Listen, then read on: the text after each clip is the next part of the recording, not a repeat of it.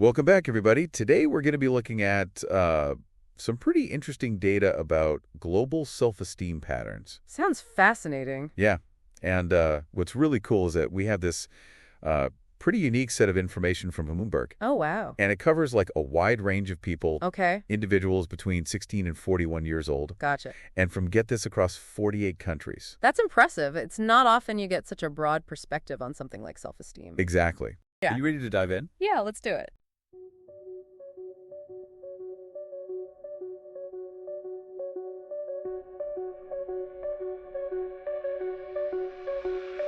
Data on the screen, numbers come alive. Male, female flows where the patterns thrive. Visual charts, public colors unify. Gender decoded, bringing truth to light. Watch them all drum fill.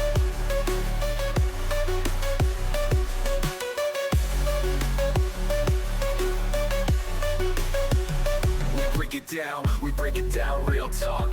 Trends unveiling, facts from every block. Here's your insight, watch the data glide. Gender decoded, let the beats collide.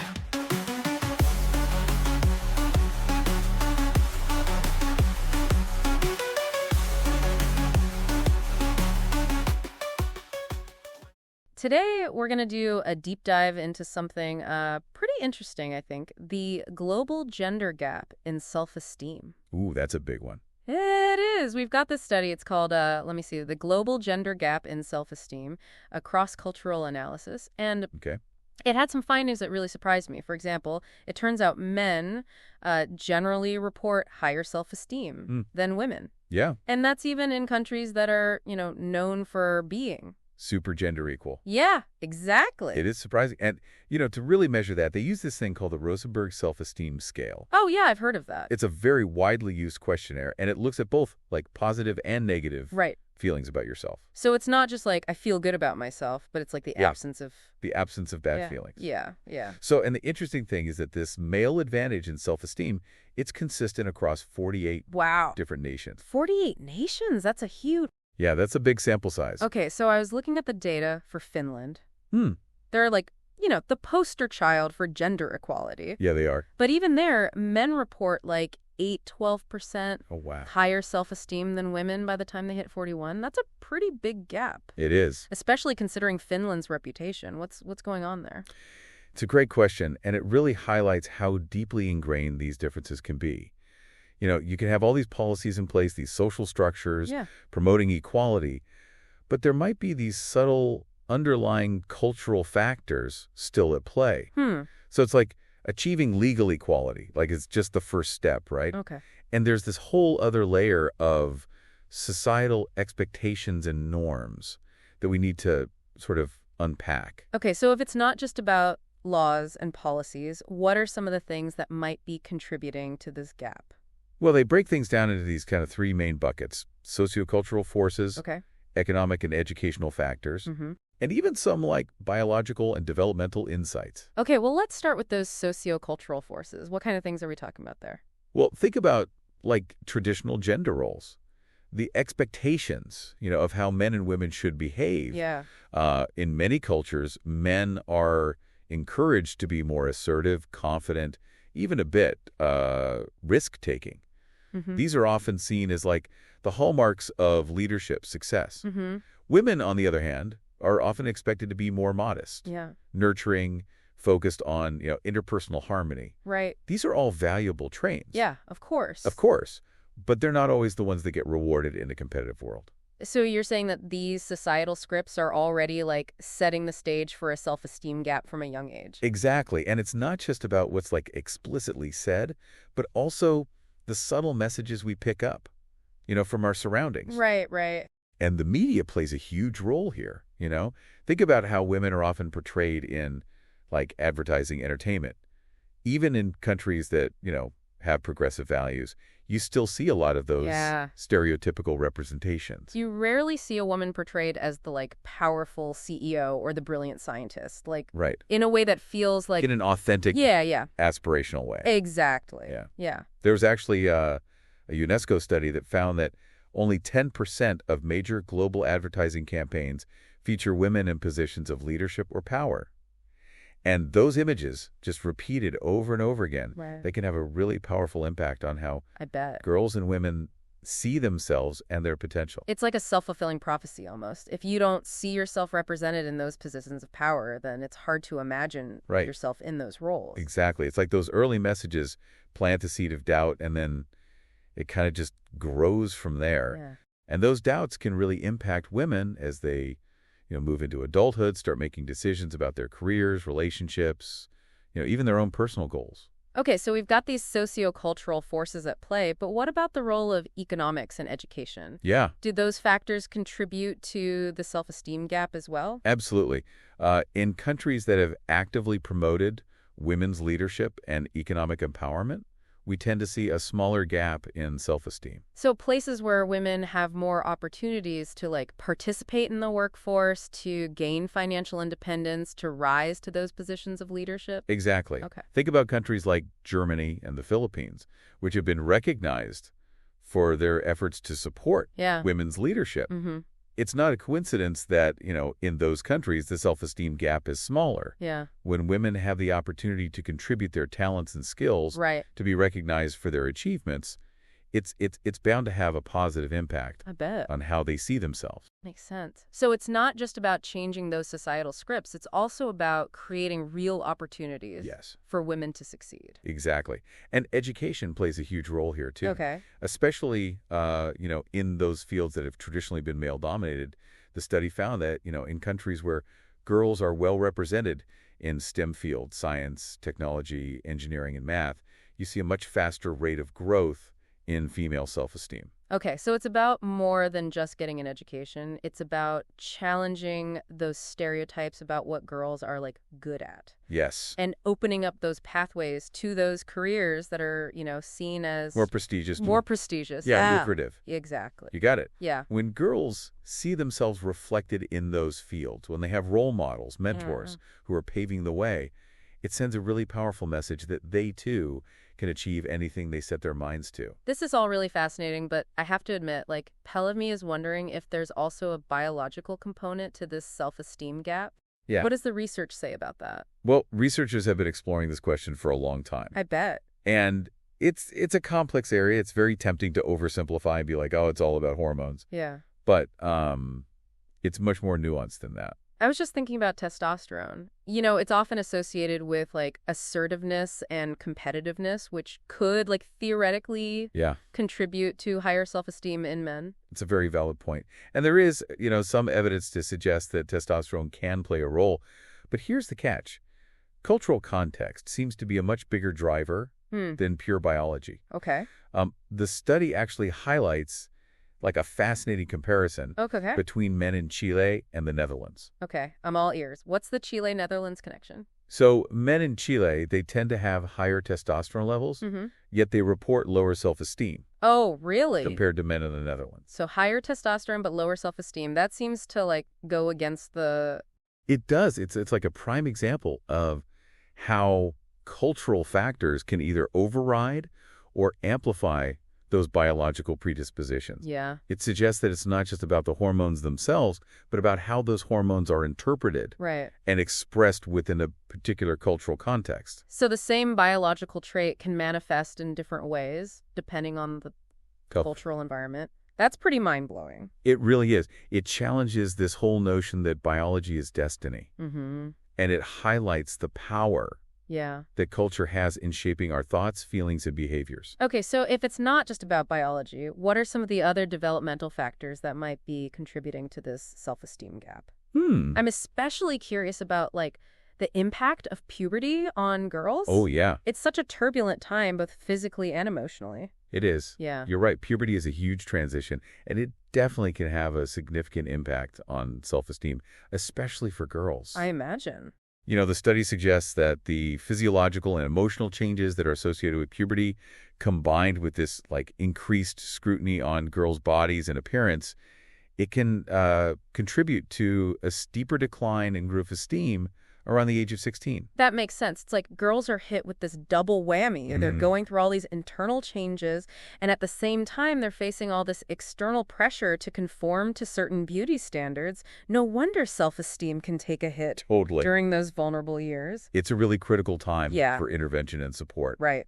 We need to do a much better job of equipping girls with the tools to kind of navigate those challenges without losing their sense of self-worth. Agreed. We need to build their resilience, help them develop a positive body image. Yes. Teach them how to challenge those Yes. unrealistic beauty standards that are constantly, bombarding them. Absolutely. It's about empowering them to define their own worth, Right. not letting society dictate it for them. It seems like we're just scratching the surface here. We are. This is heavy stuff. It is. What I'm hearing is that this self-esteem gap is a complex issue. Yes. With roots in, biology, societal expectations, cultural norms, and even individual experiences. You got it. It's this multi-layered problem. Yeah.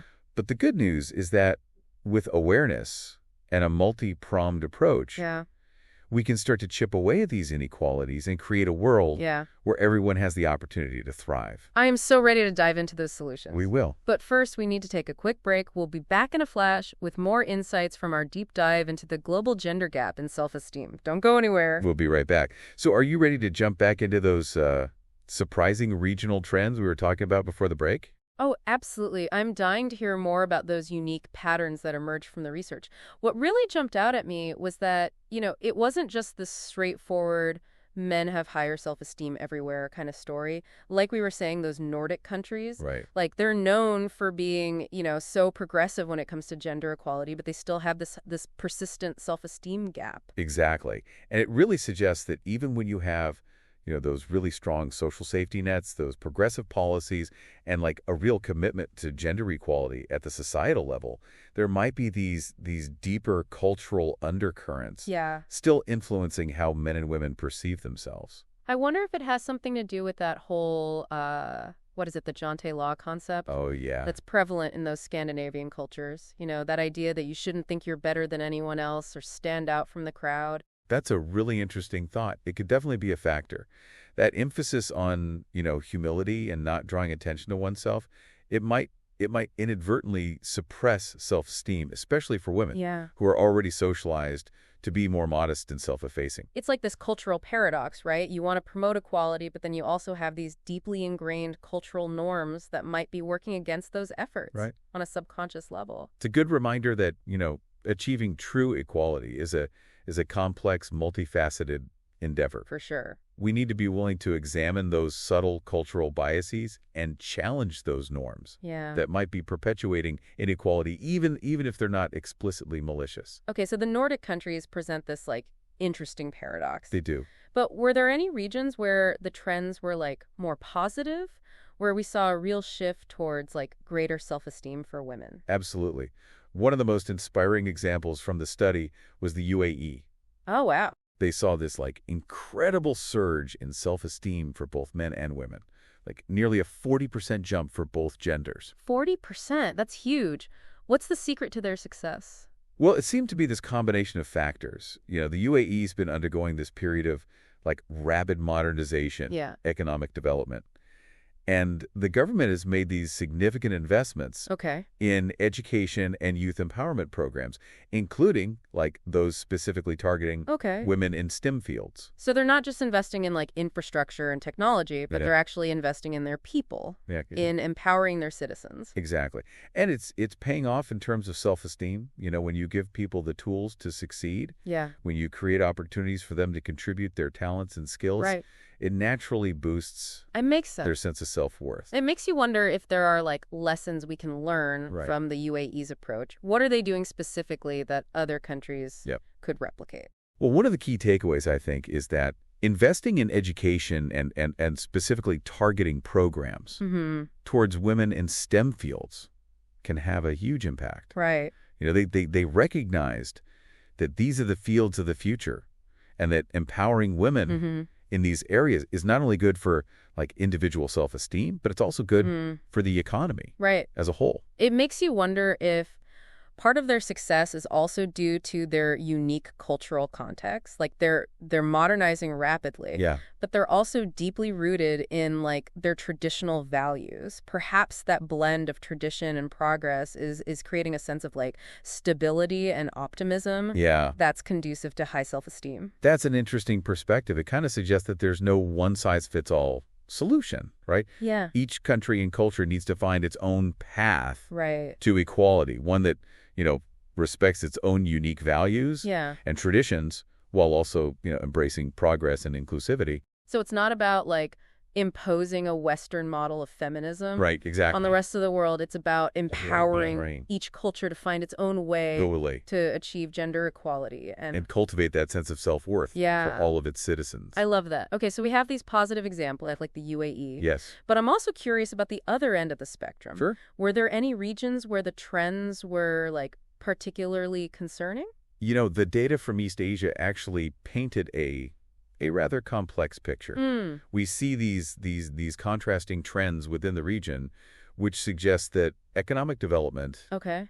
and societal pressures can have a very significant impact on self-esteem. Give me some examples. I'm fascinated by the cultural dynamics in East Asia. Well, like in Japan, we see this perplexing trend where self-esteem actually starts to decline Oh, wow. for both men and women after they hit their mid-20s. Really?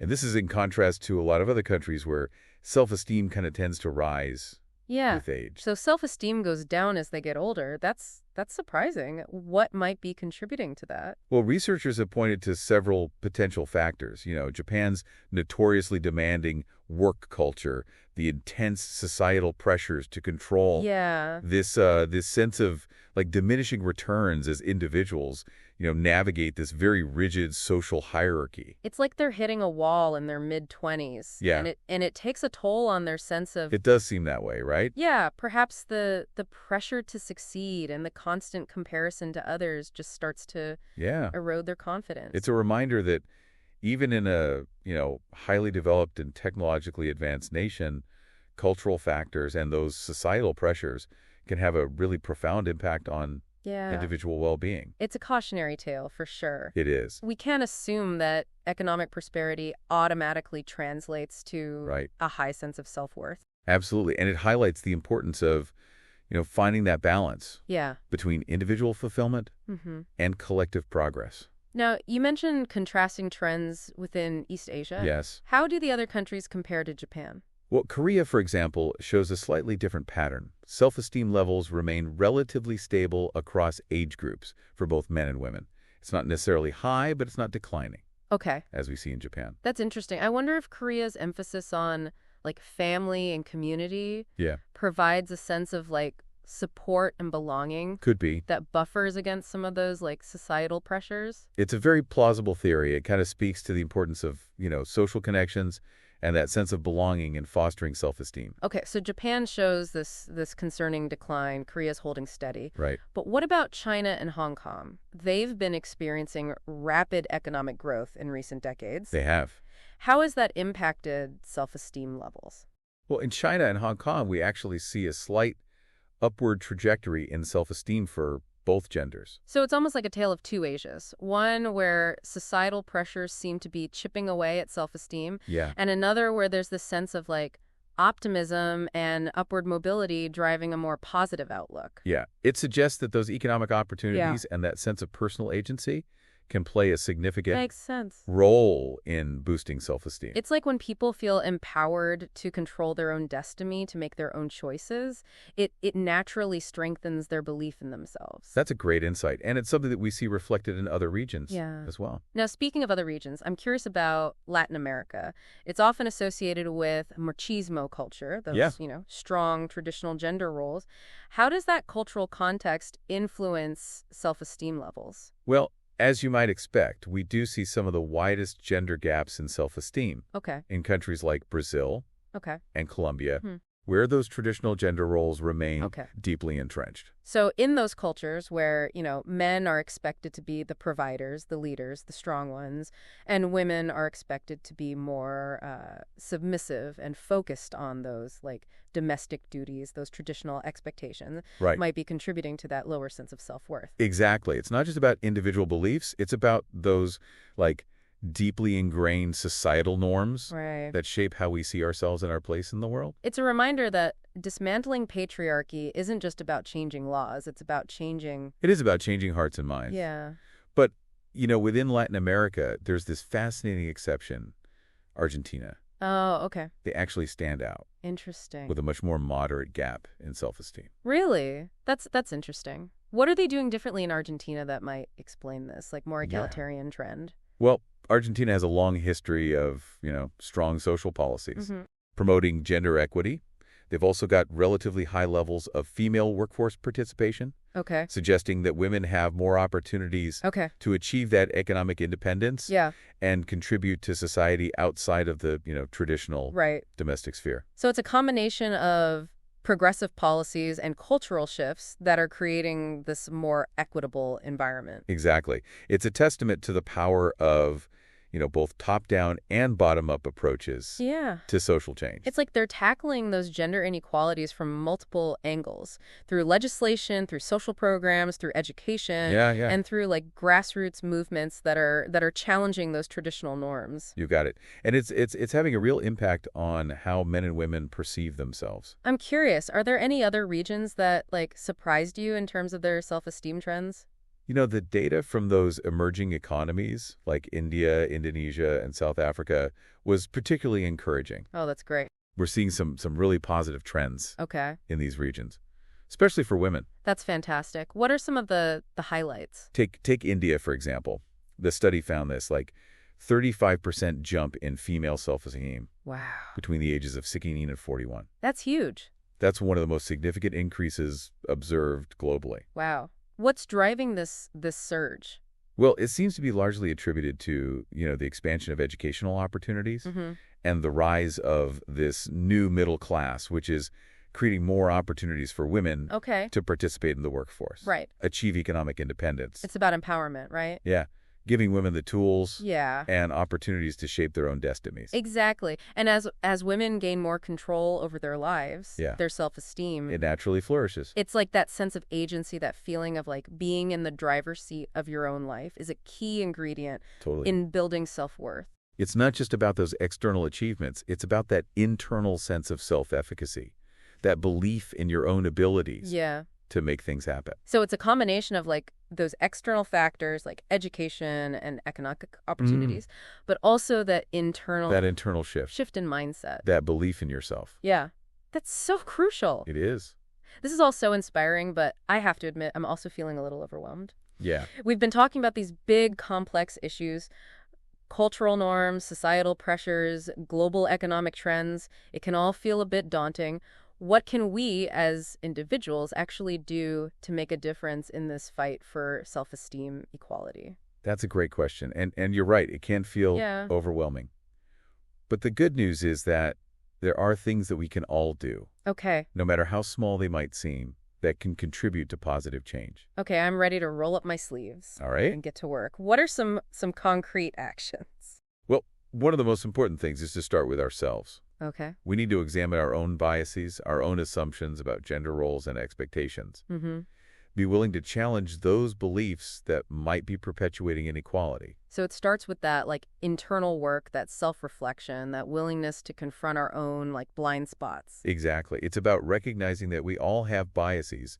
We've all been shaped by these cultural norms, and being willing to do the work to like unlearn those harmful beliefs. That's a great starting point. But what about actions we can take in our communities? Yeah. In our workplaces, in the wider world? Well, one really powerful way to make a difference is to be an advocate for girls and women Yeah. in your own life. Okay. Support their ambitions, celebrate their achievements, and challenge those who try to, undermine their confidence or limit their opportunities. So it's about being an ally, about using our voices to amplify the voices of those who are often silenced or marginalized. Exactly. It's about creating a culture of respect equality, and inclusivity, where everyone Yeah. feels valued and empowered to reach their full potential. I love that.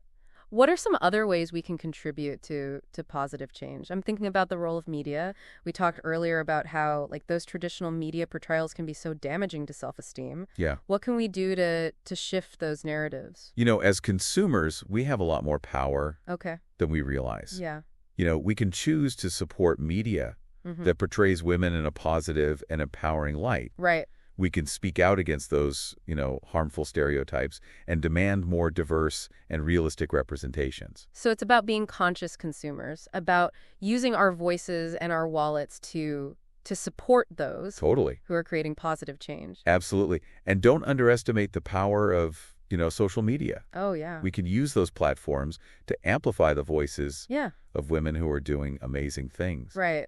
To challenge those negative stereotypes and spread those messages of empowerment and self-love. This is also inspiring. It feels like we're like building momentum, like we're part of this global movement for change. What are some other things we can do to like keep this momentum doing? Well, we need to continue to educate ourselves and others about the root causes of this self-esteem gap.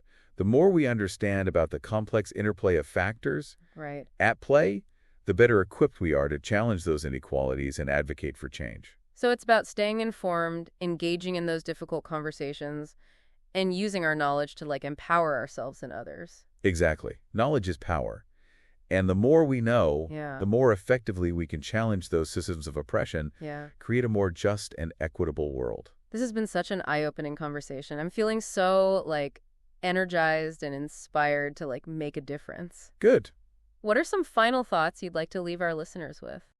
The most important thing to remember is that this is not just about women. Okay. This is about creating a world where everyone, regardless of gender, feels empowered Yeah. to embrace their full potential. I love that. When we lift up women, we lift up everyone. That's a beautiful message. I'm so glad we had this conversation. We've covered a lot of ground, but it feels like we've only just scratched the surface. We always do, right? Yeah, there's always more to learn, more to explore, more to do. Absolutely. But I'm feeling hopeful. We're having these important conversations. We're challenging those outdated norms, and we're seeing real progress being made We are. around the world. Yeah, it's a reminder that change is possible. Yeah. That we can create a better future Yeah. for ourselves and for generations to come. But we can't get complacent. We can't. There's still so much work to be done. Absolutely. This is not a time to rest on our laurels.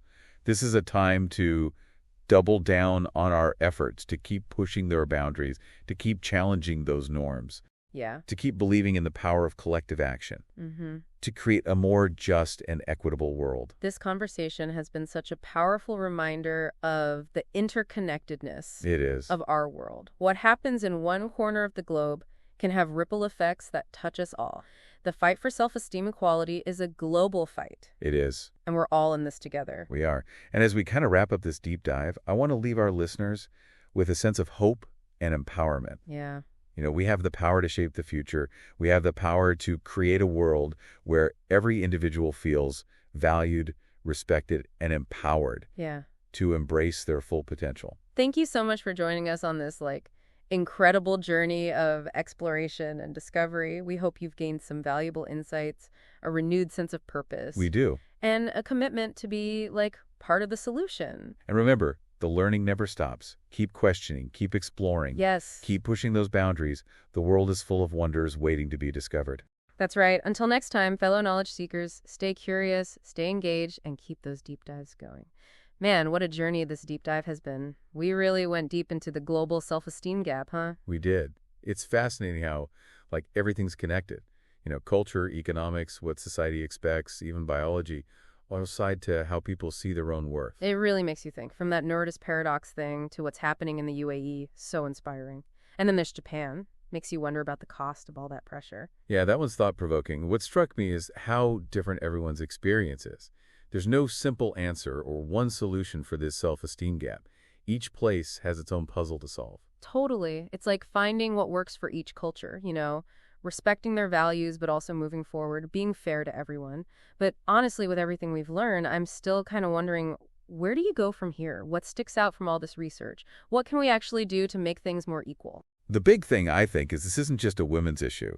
It's about everyone. When women are empowered, the whole world benefits. We get a fairer, more balanced society. Like a rising tide lifts all boats, right? Exactly. But to get there, we got to go deeper than just fixing the surface stuff. We have to change the systems that hold inequality in place, those norms and expectations we all grow up with. So like challenging what we believe deep down, even when it's uncomfortable. Yeah, exactly. It's having those tough conversations and taking action, both personally and together. We've got to be the change in our own lives, at work, everywhere. You said knowledge is power, and I do feel kind of empowered now, but we got to use it, right? What are some things we can actually do, practically speaking? Well, we've got to be smart about what media we consume. Support the stuff showing women in a good light, and speak up against the harmful stuff. So like using what we watch and buy to make a statement, right? Demand better representation. Exactly. And supporting organizations that help women through mentoring, education, those kinds of things. Especially those mentoring programs for girls in science and tech. Showing them they can do it. They have role models who've been there. Huge, yeah. And don't forget about pushing for better policies like paid parental leave, affordable childcare, equal pay. That stuff makes a difference. It levels the playing field so women can succeed in work and life. It's like women are half the world, so they're half the potential too. Well said. And let's not forget to celebrate what we have achieved. It's been a long fight for equality, and women are doing amazing things everywhere. That's inspiring. It shows change is possible, a better future for everyone is possible, but we can't stop now. There's still a long way to go. Totally agree. Time to work harder, keep pushing, keep challenging the status quo, and believing in our power to make things right. It's like this whole conversation shows the world's connected. What happens somewhere far away affects us all. This fight for self-esteem, it's a global one, and we're all on the same team. Beautifully put. As we wrap up, I want listeners to feel hopeful and empowered. We can shape the future, create a world where everyone feels valued and can be their best selves. And it starts with each of us, right? Little acts of courage, small choices, all adding up to create that better world. Exactly. Be the change you want to see. Stand up for what's right, even when it's hard. Believe in our power to do this together. This has been amazing. Thank you so much. I hope everyone listening feels like they learned something and wants to be part of the solution. Me too. Remember, never stop learning. Keep asking questions, exploring, pushing limits. There's so much out there to discover. Absolutely. So until next time, everyone, stay curious, stay involved, and keep those deep dives going. 1700.